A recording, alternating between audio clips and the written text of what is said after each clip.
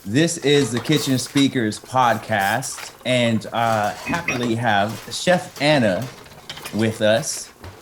Hi, Chef. Hi, Chef. How are you?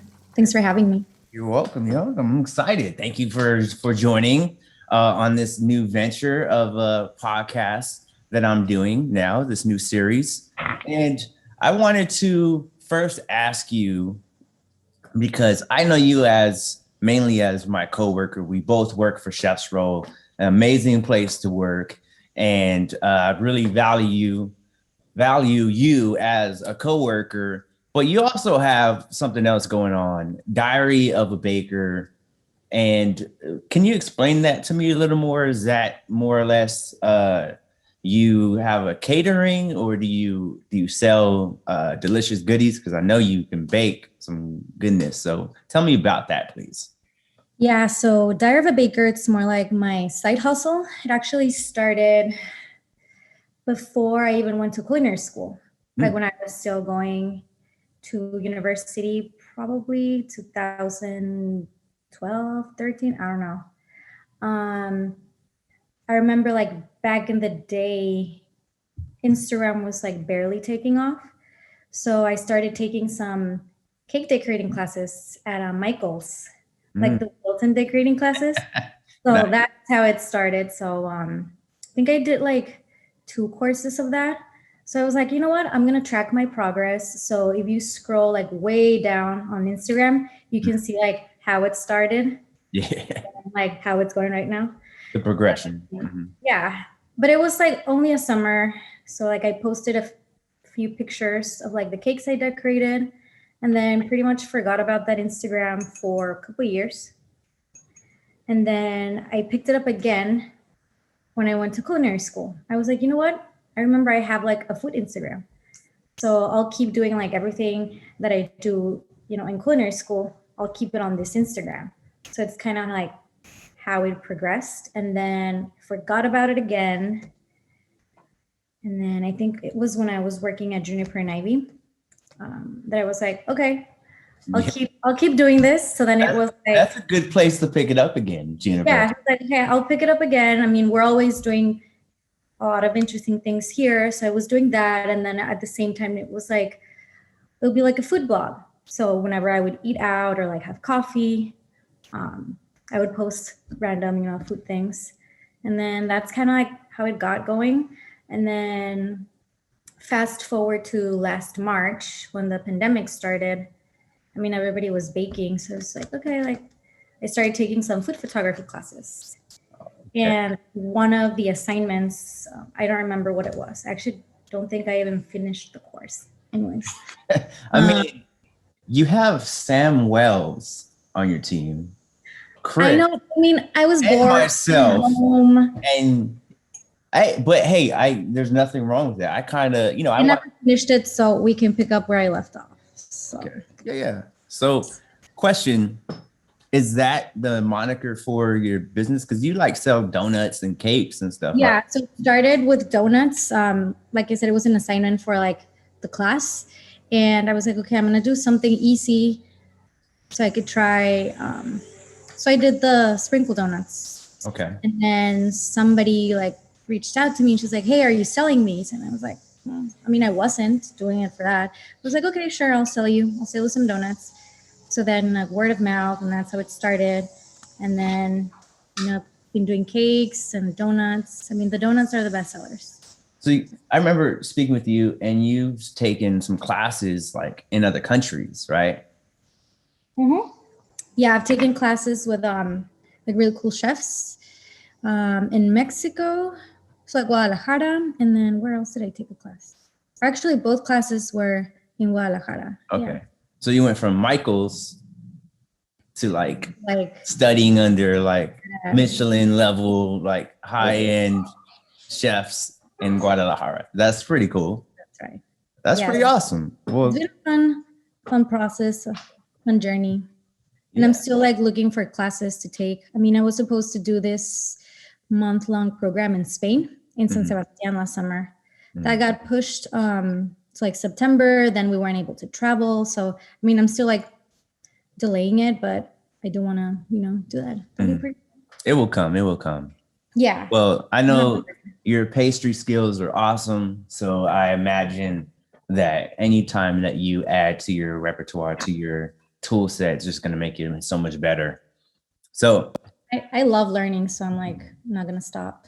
yeah, right. That's the thing is you can never you have to keep learning, right? You can't if you once you feel like you've learned it all, that's when you're gonna fail. That's when you're going to just fall because it doesn't matter who you are, what chef you are. There's always something for you to learn from somebody. Some of the best skills that I learned from other line cooks. It wasn't even the chef I worked for at the time, right? Coming up. So I got a few questions for you. So Let's do it. okay, let's go. Question time. Right. These are short and sweet. I don't want to go too far, too in depth, unless the conversation really goes there. Nice Starbucks plug, by the way. They can sponsor this show if they want to. I was thinking about that when I picked my cup. I was like, I know he's gonna make a comment. Yeah. Blank. No, just blank. I got to get a chef's roll mug. I see I got the hat in the background on purpose, by the way. Roll with this. So if you could steal a restaurant from another chef or owner, literally just take it over. This is mine. Thank you. Have a nice day. Because it's my dream restaurant. Which one would it be? Dream restaurant. That's a really good one. Mm-hmm. Okay. Anywhere. Anywhere in the world. Okay. I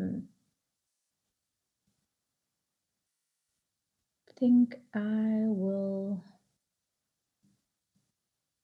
I mean, I've never been. I don't even know how to say it, but it's in Spain, in Girona. Mm-hmm. It's El Taller de Can Roca, like the Roca brothers. Okay. Yeah, so they're a pretty awesome, badass team. I think one of the brothers is the pastry chef, the other one is the executive chef, and then the other one's like the sommelier slash like manager. They were on Chef's Table, right? Yes, they were. Yeah. And did you see the pastry episode? Yes. I mean, that'd be pretty cool. Yeah, he crushed it. I've been wanting to go there. So. He is the epitome of pastry chef. Like I've met some quirky pastry chefs, and like he's like the creme de la creme when it comes to like quirks, and I mean that in a nice way, So this next segment is called Boiled Over. And you can think about it, but give me a time where you just blew a lid, you completely got upset, and your reaction was? I think I got super upset one time when I told my chef at a restaurant that, so he scheduled me, he changed like my schedule on me without like asking me, which he would usually do before, he would text me, I'm like, hey, like, can you work the weekend or whatever? And I was like, okay, yeah. So my schedule would change, except this time he didn't. And it was my birthday weekend and I had like friends coming over. So like next week comes and I talked to him and I was like, hey, you know what? Like, can I switch with someone? Like I already figured it out because I can't be here this weekend. It's my birthday and I have people coming. And he got upset and he just like pretty much removed himself from the conversation without saying anything. He's like, okay, and like walked away. And I was like still having a conversation. So I was really confused. And I mean, I got angry because then he like didn't talk to me for like 3 weeks. Yeah. Did you put salt in his batter or something? Like, what did you do? Yeah.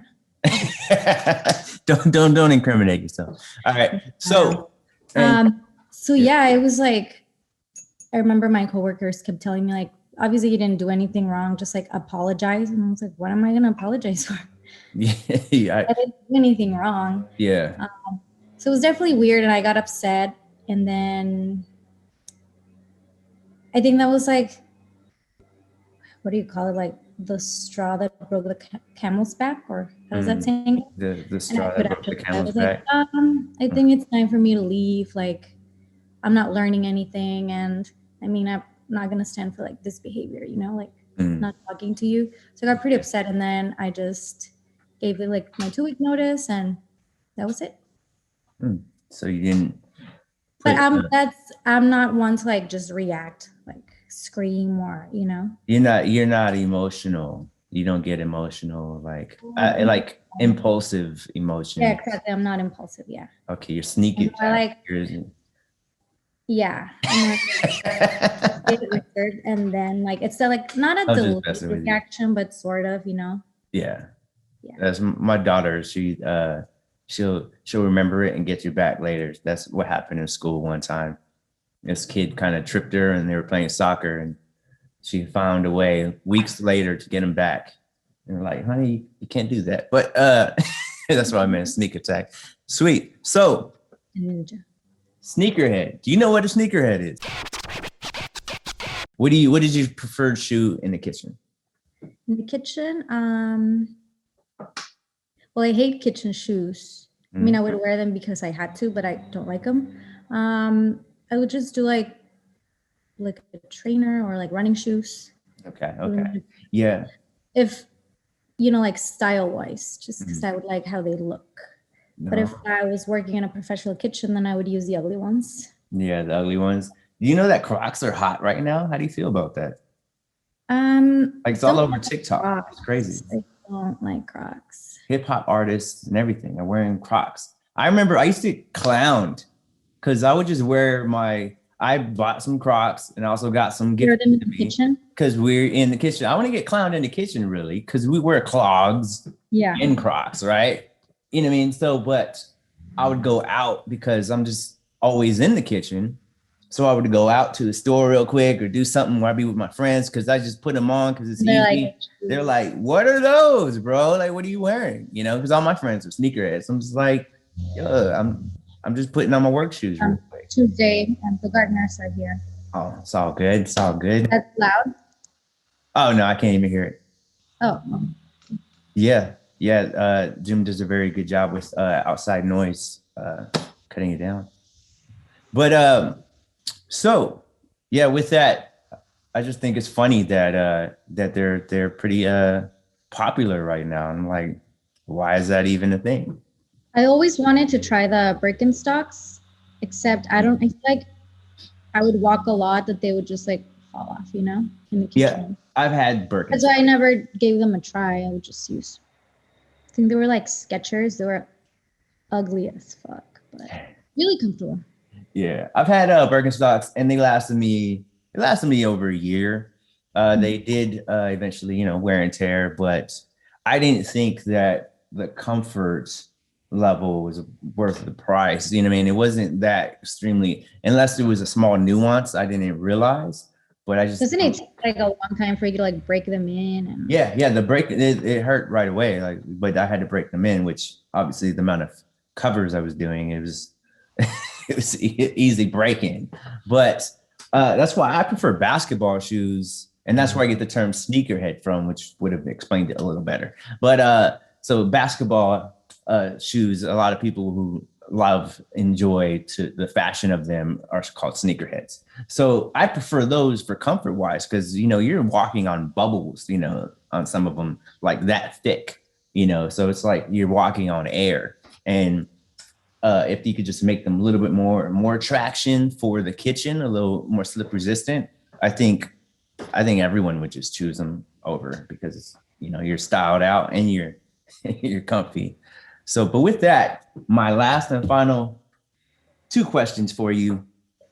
This one is, if you had to pick 2 chefs or 2 cooks, so the 3 of you doing 500 covers, going to war, who would you go to war with? 2 chefs. War in the kitchen. Sorry, what's that? A war in the kitchen, 500 covers, you're going to war, you're going to go at it. Yeah, that's 2 other chefs or cooks, anyone, know them or don't know them. Okay.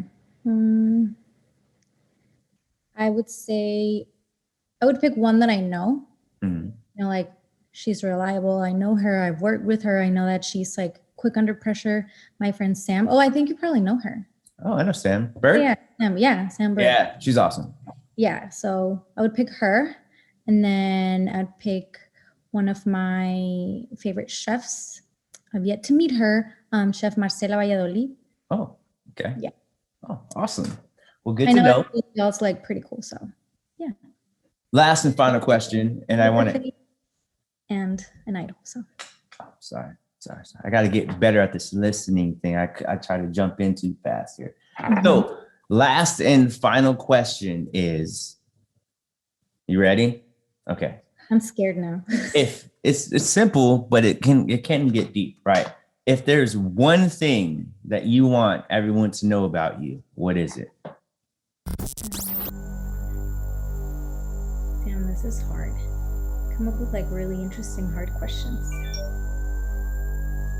Working on it. Oh God, I'm getting nervous. I don't know. It could be something simple. That my name is Chef Anna and I own Diary of a Baker and come get my stuff. Okay. Has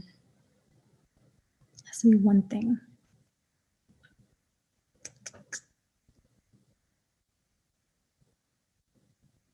I feel like I'm looking for something like really interesting, you know? But it's like that question, like that interview question when they ask you, like, tell me about yourself, and then you blank out. Yeah. Tell me about yourself. Well, I'm a human being. One thing. Okay. Well, one thing is I hope to one day take Diary of a Baker and like actually turn it into a brick and mortar. So awesome. That's good. That's really good. Like the end goal, which I would love for that to like come true in like the next, I don't know, 5 years or so. So we'll see. I think you have all the makings for that. I think that's a possibility, and I believe in you.